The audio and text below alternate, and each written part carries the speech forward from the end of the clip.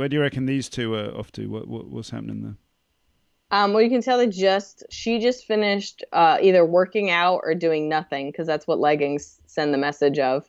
It looks like they're in the middle of a fight though. She has that look like she can't believe he just said what he Yeah, said. yeah, yeah. She looks like she's turned her head like really quickly. Like, Yeah, she's yeah, like, yeah. what do you mean a friend weekend? All you do is have friend weekends. Hello, YouTube. My guest today is Liz Miele, stand-up comedian and creator of the YouTube animated series Damaged. It's very funny. I've just been watching it. I'll put the link down below so you can see that too. But first of all, let's get Liz on the line. How you doing, Liz? Hi, how are you? There she is. I'm good. Thank you. So you ready to look at your first location? Yeah, very much so. All right, let's do it. So where is this? Where are we in the world, Liz? We are in Princeton, New Jersey, where magic happens, I guess. And what is this? What's this building here? You didn't live in this, did you? No, that's my parents' animal hospital. They tore down my childhood home to build that hospital. So it's it's the same property that I grew up on, but my house no longer exists. What was it like growing up in a veterinary hospital? Is that what they're called? Yeah, a lot of animals, a lot of talk about death and feces. Nice. I probably saw a real doctor maybe once a year. All my medicine would say for cats and dogs only. I met a woman in Indiana that both her parents were veterinarians, and I think you make some kooky people when both your parents are vets.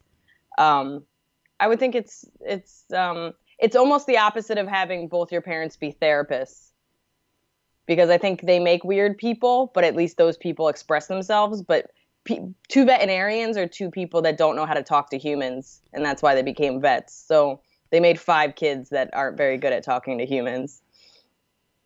Yet I became a comic. I mean, I think also you rebel. I don't know. Do you guys know anything? I mean, I'm sure you know about certain states, but like, do you guys have any emotional feelings towards New Jersey? Like, to we me, do. New Jersey is, I think our equivalent is like Essex. Yeah, So it's like the big suburban sprawl outside New York, right?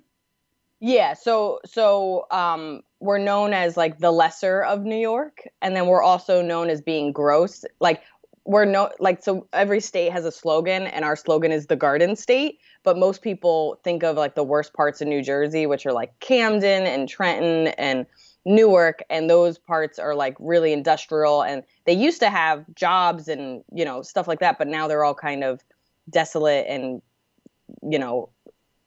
there's some crime and drugs and stuff like that.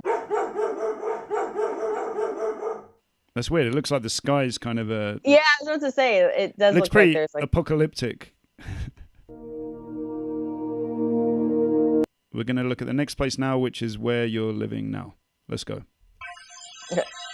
So you living in a park, Liz? What's going on? Yeah, no, I want everybody to think that I'm like the luckiest hobo. Why did you want to go to the park? Is this where you go running? Is that right? Yeah, I mean, up until I hurt my back recently, but up until a couple months ago, this is probably where I spent most of my time. I would probably go for a run in this park at least 4 days a week if I was in town. I brought dates to the park. Is that one of your dates sitting on the bench there? Yeah, that is. He's been waiting a long time. Did they really blur out his face, or is that just what my dates look like? They blur out everyone's face. Yeah.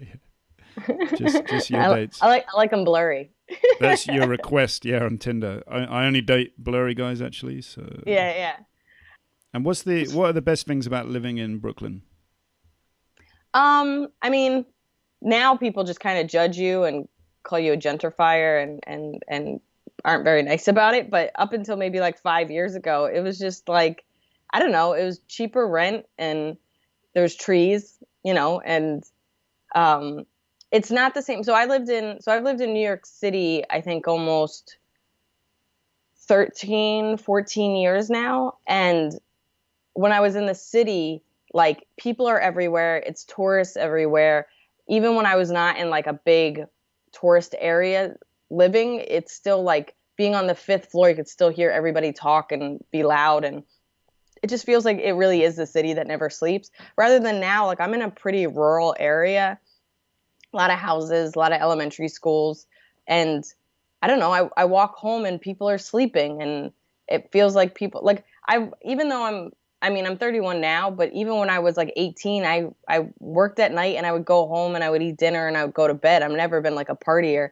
And it just felt like as much as I utilize the city and I love the city, I don't have the same pace as the city. Now we can look at the next place, which is your favorite place in the world. Yeah. You ready? Yeah. Let's go.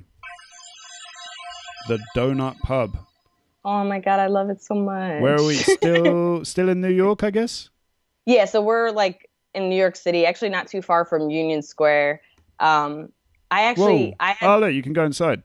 Oh, let's look at the donuts. I miss them. I haven't had a donut in quite some time. Is this making you hungry? They have really good hot chocolate. First of all, what you need to know about the Donut Pub is they're 24 hours. So I never was a big drinker, but I actually haven't drank in like 2.5 years just because of health reasons. So if I wanted to like meet up with a friend after a show, I could go to a bar and like have a seltzer or something. Or we could go to the Donut Pub and eat fresh donuts at like 12 a.m. and have hot chocolate and just be the happiest two people in the world. I don't know how you feel when you bomb, but like because I don't really drink and unless friends are nearby, it's a great, like, I just bombed, I'm going to go have a donut by myself place.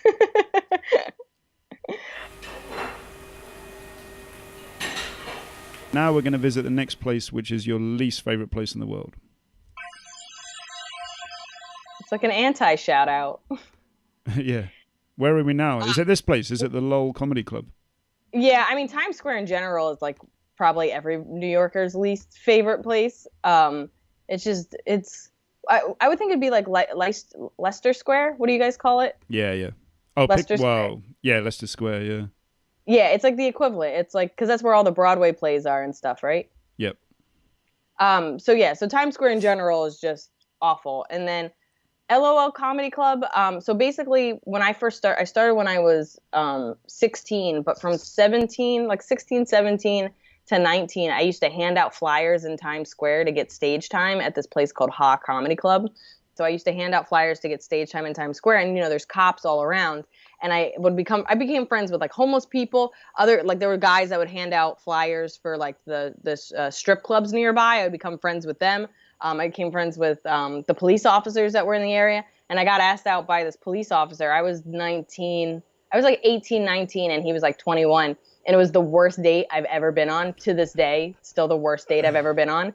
And he like followed me on Twitter a couple of years ago. I haven't talked to him in like 13 years because we had the worst date ever, and then we never saw each other again.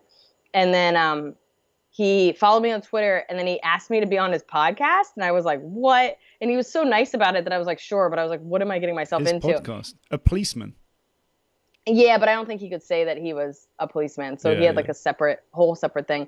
But basically, he was just like, oh, how did we meet each other? I was like, oh, you took me on the worst date I've ever been on. He's like, really? And I go, yeah. He's like, I knew it was bad, but I was like, no, dude, it's been 13 years. It's still the worst date I've ever been on. So that's what Times Square brought me, the worst date I've ever been on.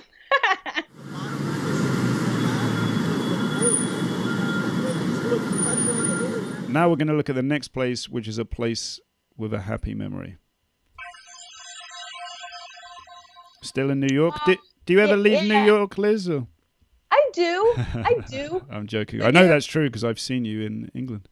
Yeah. So what is this? Where are we now? I spent a lot of time. I've lived here a long time. So this is Ace Bar downstairs. So Ace Bar is in East Village, Alphabet City. It's like really far east, which isn't too far. Yeah. Okay, so to the left, that's so cool. You can go inside. That's a lunchbox wall. So fun fact about me is I collect lunchboxes. Do you really? Mine are plastic because I'm a child of the 80s. Although I do have some tin ones. This is it's cool as shit. I really like it. They're just like cool lunchboxes from like the 70s and 80s. And I just think it's awesome. Then you can see they have like some arcade games. And then I don't know if you can go all the way to the back, but they have skee ball, they have darts, and they have pool tables. And then they always had really good drink specials, and they have these big ass booths. So like you and like almost 10 of your friends can sit down. When you're a comic, you work at night and on the weekends, and you don't get to like hang out with your friends a lot. It's just like where I would make a point to see my friends and be a child, I guess. Now we're going to go to the next place, which is a place with a sad memory. But this is when I ask you this question, because when I get people on the show, I ask them to email me responses to these questions. And in response to your sad place, you just put everywhere, didn't you? Yeah. See, I travel. So what we can do is we can just zoom out and look at... you said everywhere. I mean, this is like... Is the world your sad place? Is that... A little bit. I mean, not to say that I'm like a all the time sad. I would say I'm actually a genuinely happy. I do like the world view. I have bad memories everywhere. I know I also have happy memories everywhere, but I don't know. I don't know how most people work, but as a comic, like something bad happens, I cry about it and then I write a joke about it. So every place, something bad that happened to you that might have been 30 seconds of your life, I have now ruminated over it for months because I've written about it. I've written a joke about it. I've told that joke on stage. So like, I kind of take my bad memories and I like flesh them out and talk about them for months at a time. So I really remember all my bad memories and they're everywhere. Wow. When you put it like that, it's, it makes you think, what are we doing to ourselves? It's, I make them into jokes, though. I'm not just like doing poetry and making people sad all day. Yeah. But ruminating, though. But I know what you mean. It's kind of like an alchemy, isn't it? You mix it up and it comes out as something nice. So yeah, no, I call it upcycling. You know, it's like something bad happened. That could have just been like a shitty story you told your boyfriend. But now it's like a really funny, weird, thoughtful story that people connect on all over the world. I'm a connector. Now we're going to look at the next place, which is a place with a life-changing moment. What is this? Oh, we're in Staten Island, which is not where most people feel there's a life-changing moment. But this is the starting line of the New York City Marathon. So you're a big runner, aren't you? That's like a big part of your life. Yeah, which makes me really bummed that I haven't done it in a couple of months. It was both life-changing in the sense that it helped. I mean, it helps with my anxiety. It makes me less of a crazy person. It makes me feel better every day. And then also it's connected me to so many people and I just like it. And what about like moving through the landscape? I mean, that seems, because we're on Google Street View. I feel like I should like click really fast or something now. Yeah, no, I mean, running. But yeah, I mean, because you get to see places, don't you, running? Well, that's the cool thing about the New York City Marathon is you go through the 5 boroughs. So, I mean, I've performed in Staten Island once or twice, but it's not, I mean, nobody really wants to go there. It's really a drive-through place. I'm sure there's somebody from Staten Island that's going to be like, you bitch. The Wu-Tang Clan. But you know, you run through Staten Island, Brooklyn, Queens, Bronx, and Manhattan. It ends in Manhattan. And it's, what I really liked about it is, you see the different cultures. Like, I mean, every place has like a Chinatown and whatever, but like, you know, we ran through like Crown Heights of Brooklyn, and you have all these, you know, African-American families that are handing out like pieces of burger and giving you Gatorade. And then you go through like the Hasidic Jewish neighborhoods of Brooklyn, and all these little Hasidic Jewish kids are handing you pieces of a banana and water. Then you go through the Bronx and everybody is like giving you like candy and high five. And like, so it's like you get to see the diversity of, you know, New York City and all these boroughs that honestly I've been to because I perform all over the city. But I think a lot of people that live here just kind of stay to their borough and probably just work in Manhattan. And it kind of just lets you know how big and diverse and how different all the boroughs are that kind of bring us all together. And now, I think this is the last one actually. So it's been it's been great looking at all these places with you, Liz. Yeah, thanks for having me. Thank you for coming on. Now we're going to look at the last place, which is, where would you like to retire if you had all the money in the world? Bling. I've kind of become obsessed with the Netherlands. I did a tour there about almost 2 years ago now. I toured 4 cities. I did Utrecht, Amsterdam, Rotterdam and Eindhoven. I never know how to say it. Utrecht is like a half hour outside of Amsterdam, and to me it feels like you're inside a Disney Beauty and the Beast movie, because like everybody's on a bike drinking a coffee, ringing their bell while reading a book, and I saw like 3 cars, and everybody was like really beautiful and nice, and I had some really amazing shows while I was in the Netherlands. And Amsterdam I actually want to go back to because I was only there for a day, and I didn't do any drugs. It was raining the whole time. It was still a really awesome experience, but I loved Rotterdam. Rotterdam is like kind of known for their architecture and had really cool street art. I'm really into street art, but I don't know. There's something about the canals and I know the openness to prostitution and weed that I just want to be around. I don't. But this is where you'd like to retire, though. So you'd like to spend your twilight years here. It's so funny. You're going to open a brothel, yeah? You're going to be like the old madame.